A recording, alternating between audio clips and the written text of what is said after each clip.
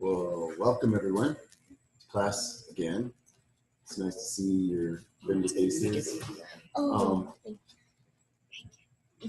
So this month in Marketing Mastery, we're going over how to build a wonderful website, how to make your website ring like a bell with your tone, so that the visitors to your website actually feel your vibrations and they get your message. They get the spirit of what your business and your mission is all about. Let's see now. Last week we went over the what was it? It was the first part right there. You show me. This one? Yeah, flip that. Okay. Last week we went over what is it, which is giving clarity to your visitors. Because if they come to your website and it's all about this or all about that or all about the other thing or all about your price, if you put all the wrong stuff first, then they're not really going to understand what is going on your website. And if it doesn't pass the 3-second test and give them clarity right up front so they know what it is, then they're going to go, this is not what I was looking for. And they're going to back off and they'll go looking somewhere else and they won't come back. And this is a big part of the problem with, say, like having high SEO ranking, but your website sucks. Then they're going to come to your website and they're never going to come back again. You might get 1,000 people coming to your website a day if you have that kind of traffic, but you'll notice you might not get any sales. It's like, why are there 1,000 people coming to my website a day? Believe me, I understand this. I've been in the industry a long time. I have had websites out there with 150 people to 1,000 people a day coming to my website because they heard about it, but when they get there, they're not clicking through. And it's this strange little puzzle until you figure out how to get total clarity right up front. This is the problem. We want that volume that can come from outside of our local area. We want that to happen. But if our message isn't dialed in and doesn't pass the 3-second test and give us clarity right up front, then we're gonna feel that discomfort of like, okay, my analytics say that I've got 150, I've got 1,000 people coming to my site a day, but why aren't they buying? The reason why they're not buying is because it doesn't pass the 3-second test, or it doesn't give them clarity, or it doesn't have the other 3 elements of the perfect sales sequence in there. So this month we're going over the 5 elements of the perfect sales sequence so that your website has everything they need and gives them all the information that they need to make an informed decision to choose you as their provider. So you've got all your cards on the table. They can read it. This is my game moment. So this week we're gonna do 2 things on the worksheet. I'm just saving paper here. The first part of what we're gonna do is the what's in it for me section. And the actual pass the 3-second test I'm splitting across the 4 weeks. I'm giving you 4 pieces of your visual, your optical branding over the month. It's the second half of each of these worksheets. So the first half of the worksheet, I'm just going to go ahead and fold it in half so that we don't get distracted by the colors on the bottom, and we'll just talk about what's in it for me. Okay. Now I am essentially, I took Experience Product Masterclass. I've been in a bunch of these programs. Right now I'm in Ted McGrath's Message to Millions, but I designed the ABQ Leap as a result of what we learned in Experience Product Masterclass, and that's experientification of the entire business and the entire program, so that it's like getting into a roller coaster. You put the lap bar down, keep hands and legs in the car at all times, and hang on while this whole roller coaster goes through its process. And then when you're done, then you get off, and then you can actually get on the next roller coaster. So it's like designing your business to be like a roller coaster for people, so they really enjoy it. So Experience Product Masterclass. I'm taking these elements here. Well, I'm drawing from a number of different programs and creating this whole program that has all the pieces rather than part pieces. Most of the programs, they fit together. So an Experience Product Masterclass from Marissa Murgatroyd is going over these 5 elements of the sales sequence I'm kind of rewording them a little bit, but it's the same principle. Most of your transformational experts are going to teach you almost exactly the same principles because they're teaching what works. They've been in this game up front and dealing with people for 10 years already, and they've already built multi-million-dollar businesses on this exact same formula. This is the same formula that Tony Robbins uses. It's the same formula Oprah uses. They all use this. It's just that they've built upon this foundation all the way to the top, and we're getting started. That doesn't mean that we can't go there too.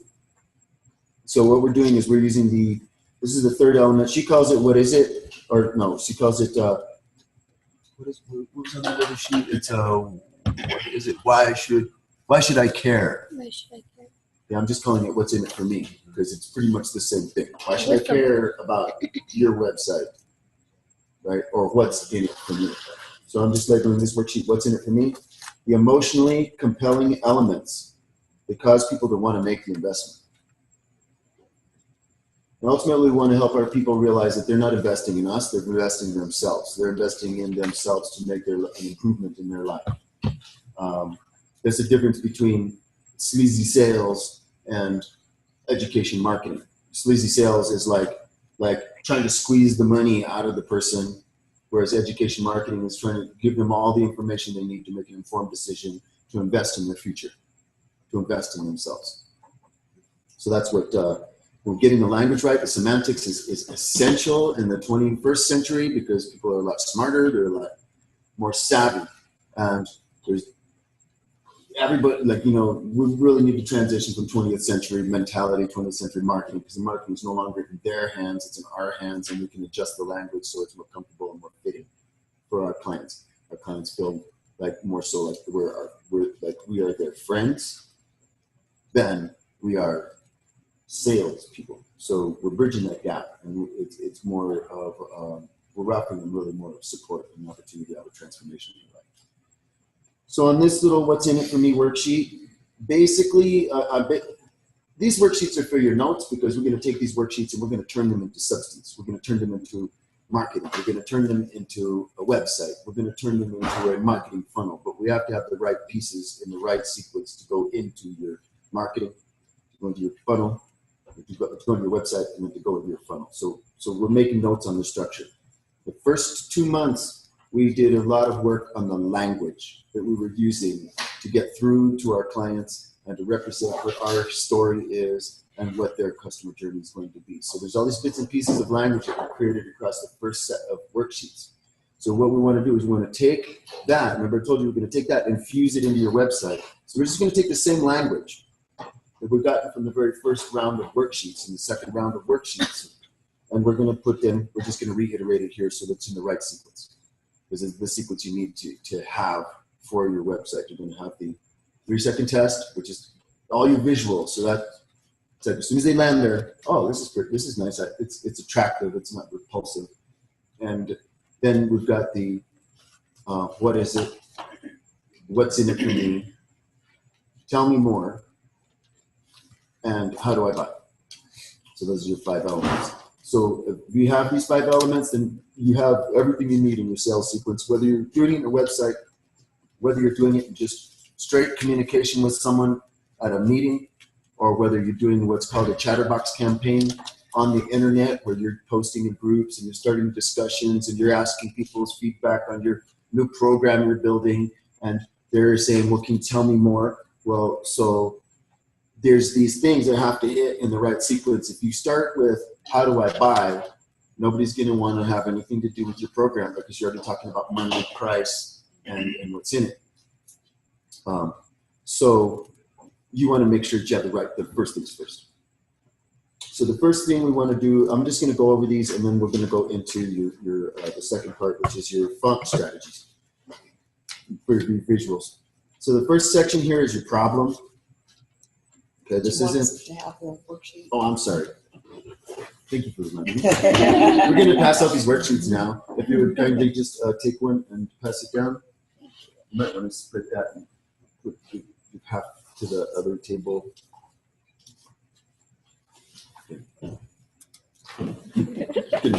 You're right. We're all like, well, let's look at your notes. Well, I figured at the beginning you were not giving it to us because you didn't want us to have it yet, so you could talk about it. It's called building anticipation. That's right. Absolutely. So you asked for it. You want that Yeah, worksheet? she asked That for the worksheet. worksheet. That's the way begging. you want your website. You want your business Give it to to me look already. You built that anticipation next thing. I was like, how do can I have? All right. Then. So does everybody got a worksheet now? Okay. So this is the what's in it for me worksheet. First thing we want to mention here, okay, we talked about symptoms before, which is what they're suffering, but they don't really know what's causing those symptoms. It's the problem that's causing the symptoms, and the problem is what you solve. So if you go back to the previous worksheets, or if you recall from the previous worksheets, you have the very, very first overview has a symptom problem, that one right there. Very first overview worksheet from the first month has your symptom problem. So that's where you put that. You put the problem right there. Now, on that same worksheet, you also have the solution to the problem, which is what you do, how you solve that problem. Okay. And I want to make like these have distinctions because they are different and they have to be spoken about differently. In your customer's mind, they don't necessarily sort these out, so their situation is kind of a hodgepodge of, oh my gosh, it's so confusing, what do I do? Once you start sorting out the different pieces of it and explaining it the right way, then they understand what to do. So the very first piece here is problem. The second piece is you're going to put in the solution, which is what you do in order to solve the problem. And then the next part here, now these are all designed to evoke the emotional response. The next week is going to be the things that the logical part of the mind needs to draw the conclusion. This is where they want it, but then they've got that voice in their head, is do I really need it? Because in their mind, most of the time, in the adult mind, there's usually a distinction between want and need. As a child, the child's mind, there's not a distinction between want and need. It's the same thing. I want it, I need it. That's all there is to it. And, they're going to Give it to me now. Yeah, that's how they are. So we're going to try and create a fusion so that the mind and the heart are in agreement. So next week's going to be the logical part. This week's the emotional part. So the emotional element that we want to put on the third line here is your desired outcome. We haven't really talked too much about future self-vision, but they go hand in hand. What they want and how they see themselves in the future. Kind of go hand in hand, so you can make some notes there. The desired outcome is on your previous worksheet. That's what they want. Okay? But you can also draw for them or draw from their ideals what their future self-vision is. What do they see themselves in the future that they can't get by themselves? They need your help. It would also be something that they don't know they would want. Yeah, they could not even know it, right? But if you start asking questions about, well, where would you go on vacation? They might have never thought about going on vacation because they're so bogged down in their day-to-day, hand-to-mouth world that they don't conceptualize that they could ever afford to go on vacation. They never thought about vacation. There's a lot of things I never thought about, although I've thought about a lot of stuff and dreamed about a lot of stuff. There's still a lot of things like, like recreation sports, like I think I've got pretty much like two things in mind, kite surfing and maybe a little bit of like jet ski. But that's about it, right? There's a lot of other recreation sports I've never thought about that I would love to. And if somebody helped me paint a future self-vision of me on one of those flyy things that's like a hover, whatchamacallit, that flies around and it's above the water and there's actual hoverboard things, I'm sure somebody could help me paint this future self-vision of myself flying around on one of those things. Not like I've got the enthusiasm to go and get it myself right now, but if somebody had a program that had a vacation and that was tied into the package, I might see myself there in the future, right? So making suggestions, you might have something that I've never even considered, but it really could factor into my reality, okay? And this goes into what we're talking about is the 5 levels of market awareness. I don't know if anybody, we've gone over that in some of our workshops before. The 5 levels of market awareness are brand awareness, product awareness, solution awareness, problem awareness, problem symptom awareness kind of goes together. Symptom awareness, so there's 6. I'm adding one. Symptom awareness is the one I'm adding, and then unaware. I'm unaware of some of the exotic vacation locations on the planet that I have yet to visit, but I am completely open to knowing the problem. Part of my problem is I don't have access necessarily to the right people right now that could get me to those vacation locations. It's not that I wouldn't go there, but I would go there. But my problem is I don't know where they are. All right. The symptom that I'm suffering is that, well, I'm kind of just hanging out here in Albuquerque waiting for my ship to come in, and then, but the product might be a vacation package, and the brand might be the company that takes me there. But if I don't know about the vacation locations, I might not ever know about the brand. So I wouldn't be looking for brand. I'd be looking for a solution to my symptom.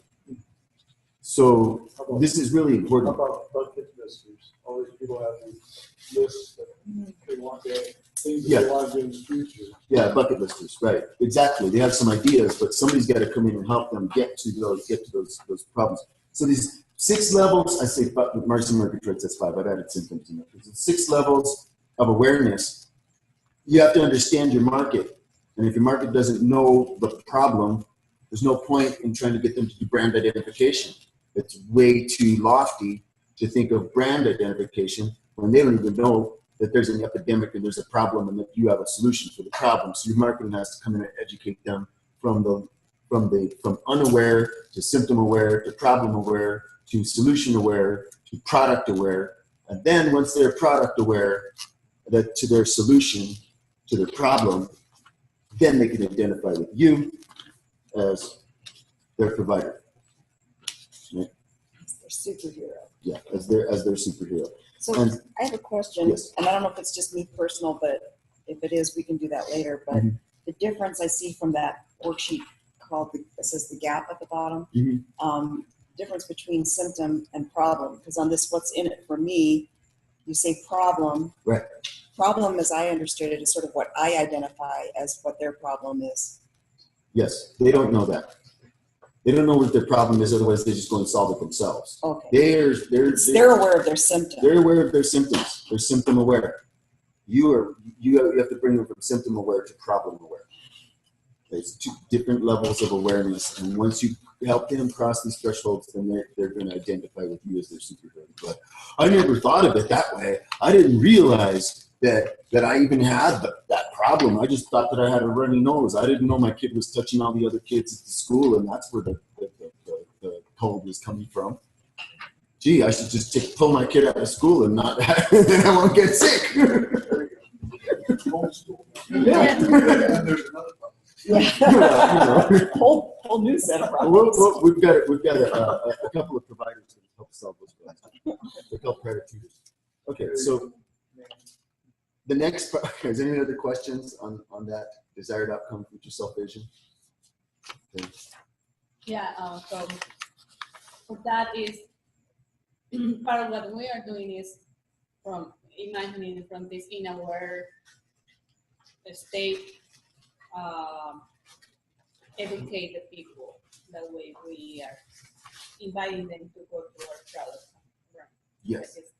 Like it's a big part of the education. Yes, it's education-based marketing, and what we're doing is we're doing the work of understanding how our product meets the market, understanding where the market's at, and then making communication so that the market can actually identify with you and the solution as is what they need.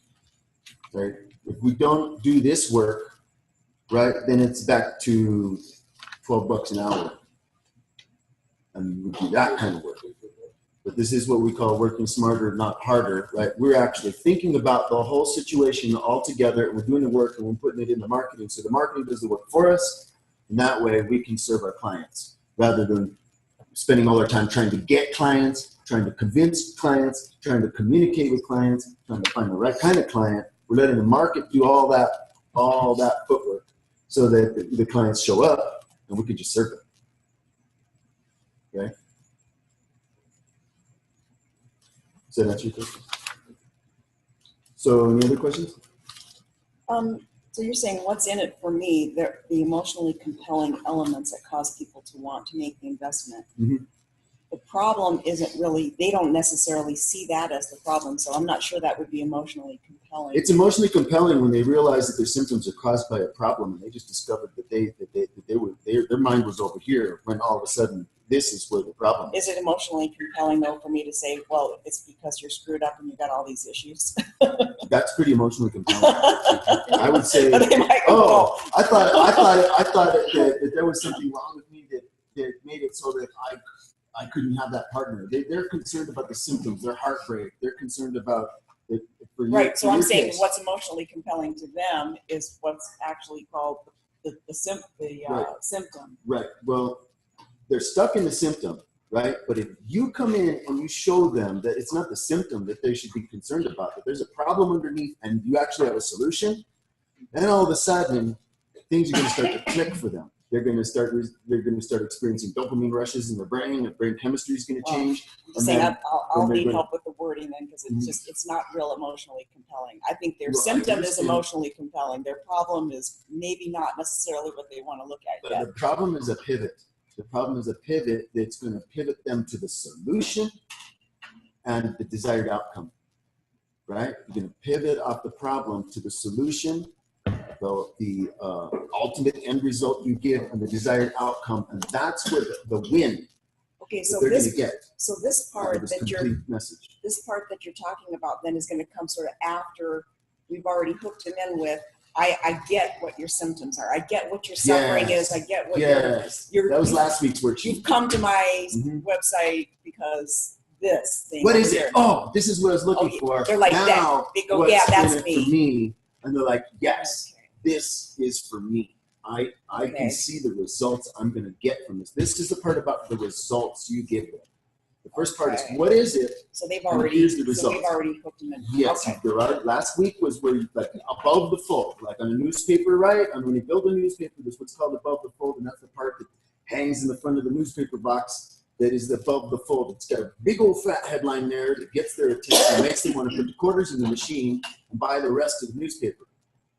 So we're talking about above the fold. That last week's worksheet is what's going to hit above the fold. Okay. Thank you.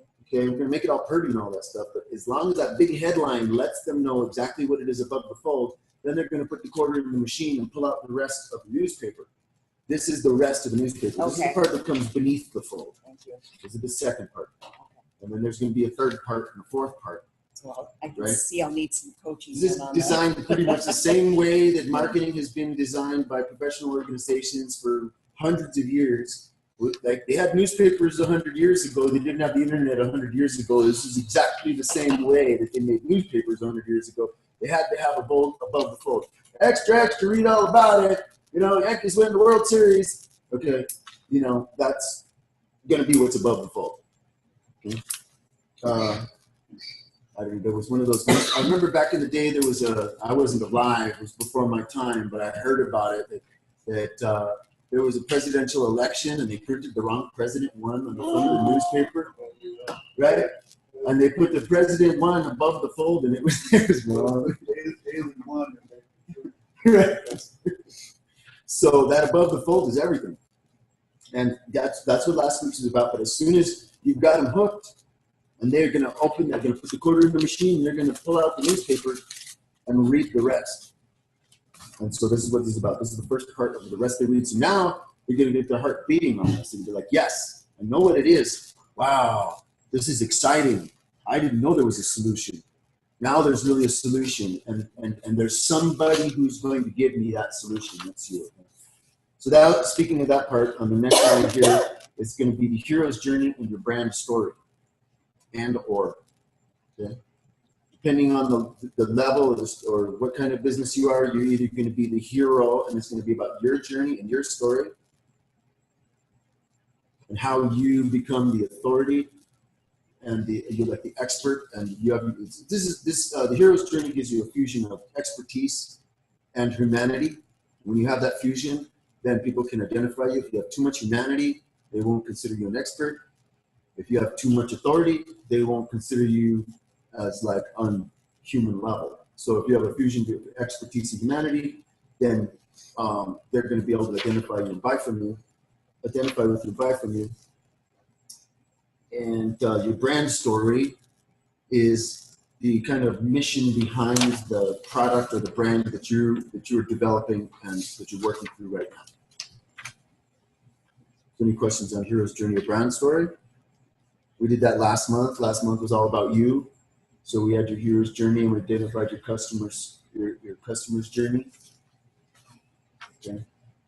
So And what I would want to write here, what's that? like a super short version? Yeah, just in notes, just notes. Just this is just for your notes. You've got a worksheet on it. You've been working on that. Okay, but the reason I'm giving this is so you've got a checklist basically. So I got that, make a note, I got that. Remind yourself of what the language is, because you're going to be going, but once you get this language solidified in your mind, then you're going to speak it to your people, right? We didn't have this language of these specifics, the specific desired outcome, the specific symptoms, the problem, the solution, all of these specifics we didn't have before we joined the class, and now we have these specifics. We have words and language that are going to, that our clients are going to be able to identify with, and just going to increase our ability to make the sale.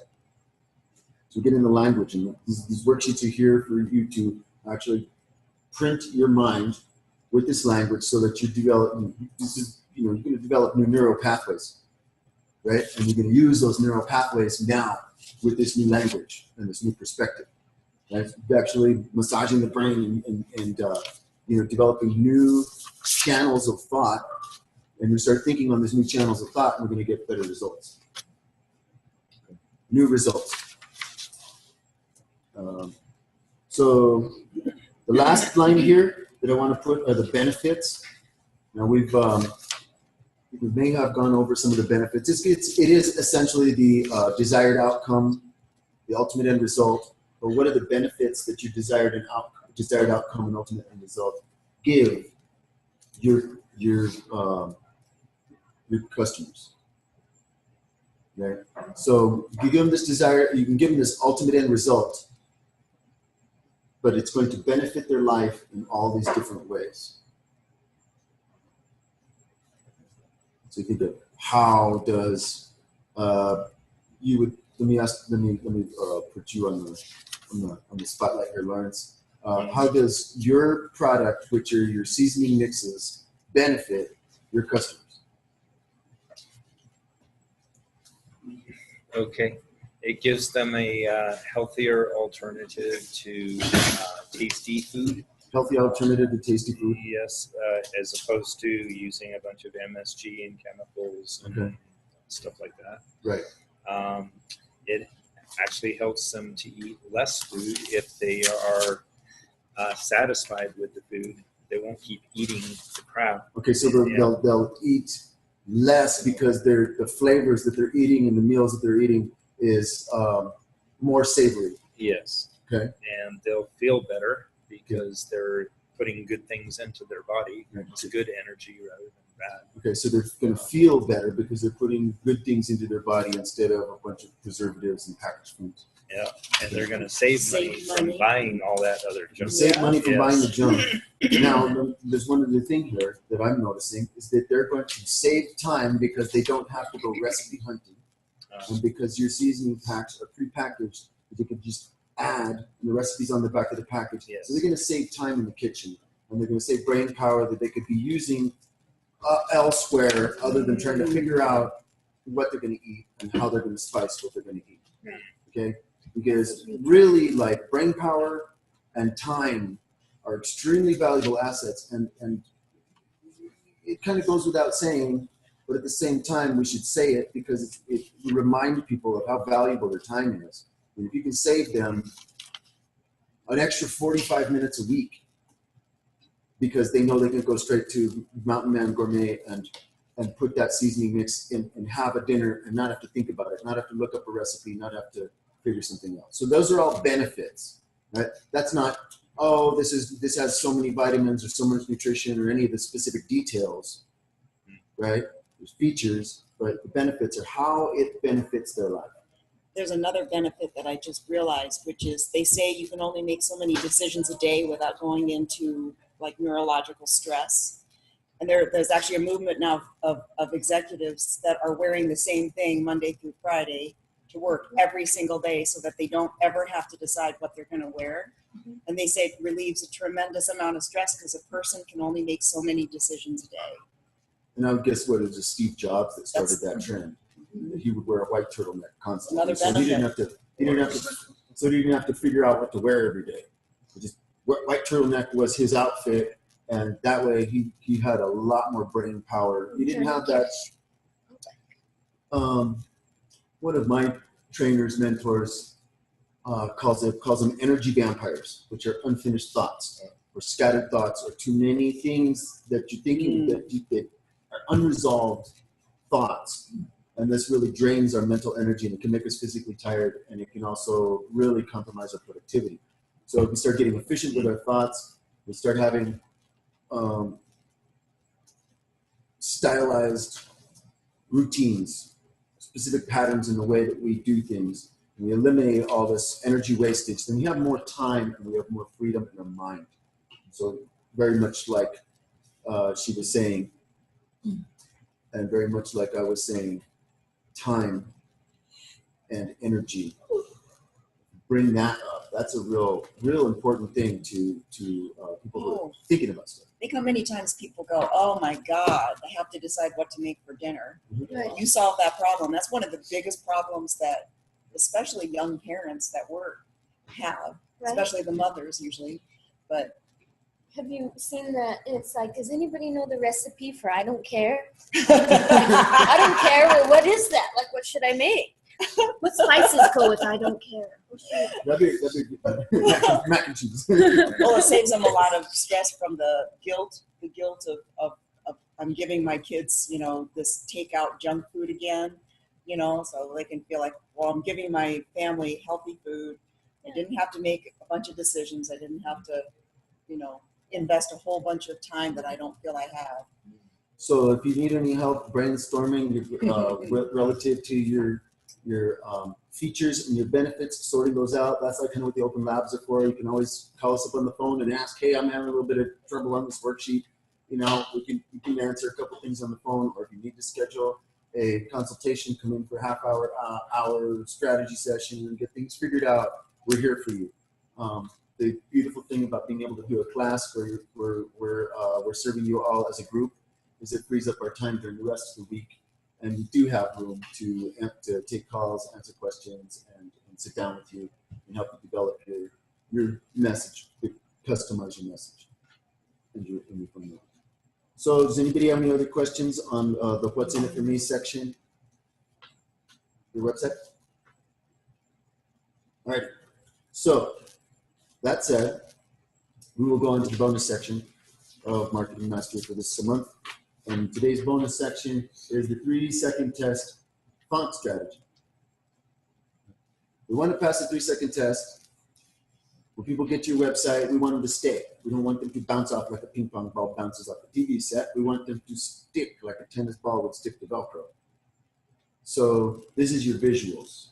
This is how does the site look when you get there. It doesn't have to be fancy. It doesn't have to be sophisticated. It just has to be optically correct. And so there's several elements to getting your website optically correct. Last week we went over the color scheme, or gave you some references by which you can design your color scheme. This week we're going to give you some references as to how you can set your fonts up, your typesetting on the website so that it looks good, so that your website looks like it was designed in a professional manner, like the right elements are in the right place. It's thought out. Okay. So based on the theme of your business, we want you to choose a set of fonts that makes your business look good from a free font library. Now, there's some free font libraries out there that we've been using. I will tell you the name of them as soon as Bob announces what the names of those are.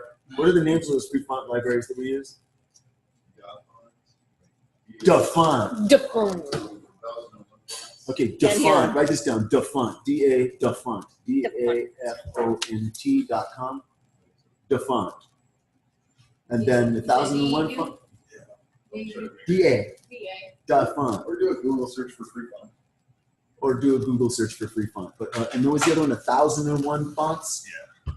Okay, these are font libraries. You can go and you can look at all the fonts and scan them all. You can type in, elegant. You can type in various keyword searches, and you get groups of fonts back on that. But it's really neat to go and look and see at all the zillions of fonts that all these creative artists have actually donated to the people at large, or the world at large. We're ready for that. Okay, so free fonts in Google, 1001 free fonts at 1001 free fonts. Oh, it's 1001freefonts.com. Dafont is DAFONT.com. Fontspace.com, and then it goes on. A lot of people like Canva. Canva is a graphic editing program. If you look in Canva and look at their fonts, they're all free. That's a pretty neat little graphics tool. I think it does. I don't know if they let you publish for free, but I think it's very inexpensive. You can do a lot for free. Okay. And if you guys want to get into graphics design of your stuff, for workbooks, for worksheets, lead magnets. We're going to get into lead magnets next month. We use Canva to design some lead magnets, the free downloads that people exchange for their email addresses. We'll get into that next month. You guys want to get into that design stuff? Well, no, we want to create hieroglyphics, because hieroglyphics register in the back of the mind and cause people to actually connect. Yeah, we went from hieroglyphics and now we're back with emojis. Everybody's like, that's how everybody. Emojis are hieroglyphics of sorts, little smiley faces and things. And it's just very primitive. The child inside recognizes the little hieroglyphics. That's kind of where we're getting Look at to. it like, We're going from a wall of text like you're reading a paperback book to children's workbooks, because we all have an inner child that identifies and connects the dots better when we see pictures. So we're kind of translating back to visual representations of our products and services. So now we're going to go into the 4 main areas that you're going to use fonts on your website. Okay? And essentially, you want to pick a font that works for that area. When you start playing around with this, you'll see, and we'll cover this in the labs. We'll kind of help you nudge your stuff around.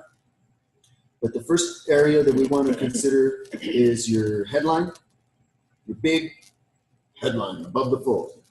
Okay, that's one kind of font you're going to pick. The next font that you're going to pick is going to be the highlight font, right?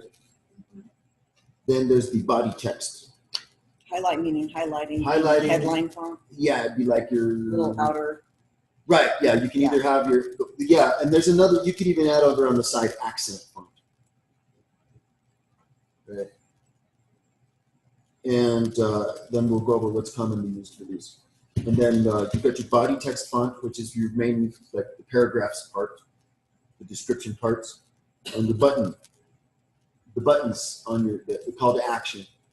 You want to have a special, select a font that is optically correct for your buttons.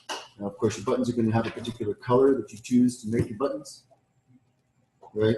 So you're going to have a text that is complementary to the other fonts on the website. Another quick question. Now accenting, like quotation marks, underlining, does that do anything? It can in your body text. Those are good, also subtler accents, but it doesn't really change the font when you're using the subtle accents like bold and stuff. And punctuation marks, yes, those are also subtle accents, but that's not changing the font, but it is an accentuation. But you can use fonts very nicely to accentuate certain areas of your website, to bring attention to certain areas of your website, and use the fonts to kind of break up the monotony. So you make it interesting for the visitor to go through your website. Because if it's all the same, it starts getting boring, and you're making them work more. So what we're doing is we're doing the work ahead of time. We're doing the work for them so they can just make a decision.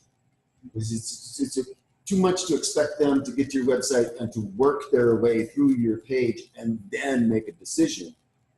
right? But if you put all the decision-making stuff and it's popping and it's jumping and they kind of just, the website speaks to them, then it makes it a lot easier for them to make an informed decision to go with You you. mentioned one thing earlier, I don't know, in class with me personally, but it's telling the story through those people that are scanning the website, Mhm. having Yeah. keywords that are highlighted, so they get an idea of what it is.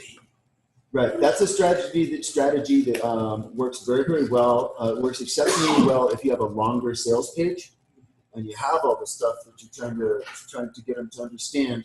That if you highlight certain words, but you can literally throughout the paragraph spell sentences with those highlighted words. If paragraphs lead one to another, then there's already a message that can be woven through. And if you highlight certain words in the paragraphs that are the most important words in the paragraphs, you'll see that it actually spells a message and helps them get an idea overall of what's going on the website. Then they get to go back and read the paragraph.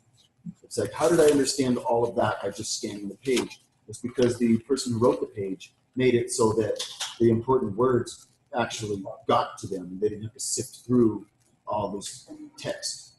So it pops out. Yes. So you can have the headline font, the highlight font, the body text font, the button text font, and the script, or not the script, but the accent font. Right.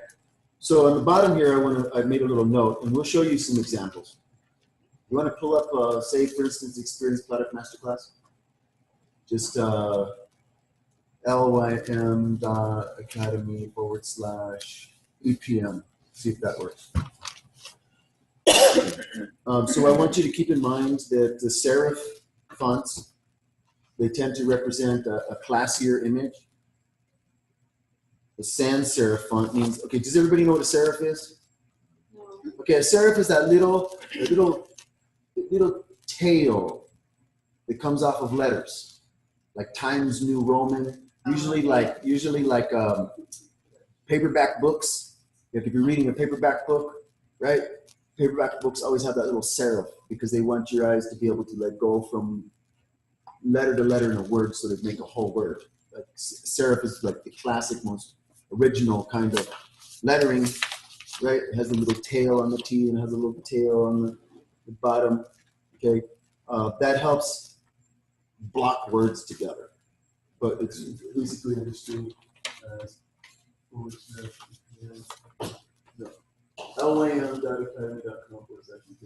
see if I can pull it up on my computer's going to use. So you just want example fonts. Well, I want an example of how it's used on just. Why don't you just look up Experience Product Masterclass on Google, and then you'll probably get an example because I'm just looking for her logo. Okay, just look up Experience Product. It'll pop up. Okay. So the serif fonts tend to represent a classier business image. The sans serif fonts are more modern and they're easier to read. There you go, that's good enough. Sans serif fonts are modern and they're easier to read.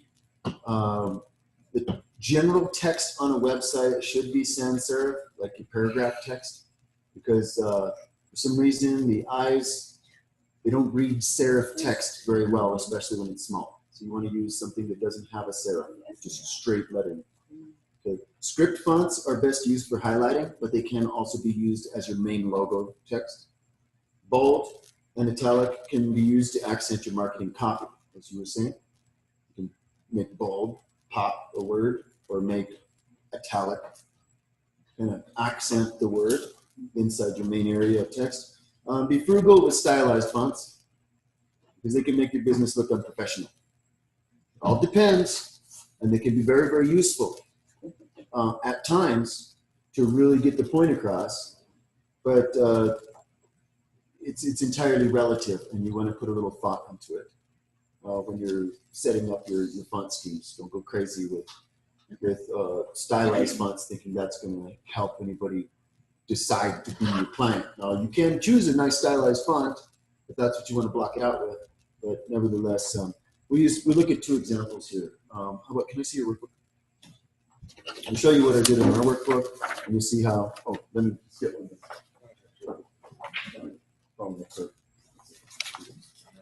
You loved it.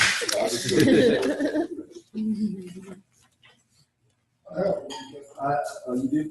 Yeah. Yeah, show me. I'll give you that. Okay, so there's several different fonts we use here. We've got a bolder, thick one that it doesn't have, it's not fully filled in. It's hollow, but you can see it representational. Psychologically, it does something. We thought that would work pretty good for this program. It seems to be working pretty good for this program. Leap is done skinnier, but it's pretty much the same font. It's just, this is a big, bold, fat version, and this is a skinny version with this sans serif on our logo. But underneath, we've got a serif that says League of Enterprise Accredited Professionals. Why? Because we want that classier feel to the statement, right? And then over here, we go again into a sans serif on our tagline statement, raising the bar for business in New Mexico. Down here inside the seal here, the Enterprise Mastery seal, again, we're going for the classic look, and it's also italic. So all of this provides the kind of motion and feel. Whereas this one up here, it's like, it's set in stone. Then we've got motion. Then again, the sans serif tends to be static, and with the serif, tends to have motion. So when somebody's reading something, they're reading the serif, but when we make a statement that's static, we're using sans serif. Over here on IDSP, when we created the IDSP logo, we were doing a real science fiction theme because this is interdimensional spaceport. So we're using IDSP as our acronym here. And this is actually a font that's specifically stylized from the 1970s science fiction TV show Battlestar Galactica. So we're actually using the font that was used in the Battlestar on the side of the spaceship, the Battlestar Galactica. Okay? Business Academy, we're using the college style font that many colleges use. So we've chosen Business Academy to have that, you know, Collegiate. UNM, the collegiate style font. And then again, we're going into regular static sans serif font for the oh, and then in here, we did something that's kind of neat. Here's an example of a stylized font. All right, where we looked at kind of the Raiders of the Lost Ark look, right, to the funnel frontier. And then this other little part here is a Star Trek font. This comes off of the Star Trek series. This is kind of a, I think it's called Final Frontier. So your business can boldly go where no business has gone before. So we used the Star Trek theme font to kind of borrow that phrase from Star Trek. So we got Raiders of the Lost Ark looking theme here, which is the adventure, you know, Indiana Jones kind of thing. And then over here we've got the Star Trek theme font to get that point across. Now, if you notice, this font here says if you've been to brand, is very similar, if not the same font that Marisa Murgatroyd uses up here on Masterclass. So we're going to do a tie-in here. This is an example. So if we look at this, this is Experience Product Masterclass. Now, a lot of people think that they're logos, and we're going to go over the logo. We're going to get into logos next week. So I don't know. Nevertheless, here's an example of a couple of different usages of fonts. We've got the bold Experience, which is a sans serif. She's got a thin product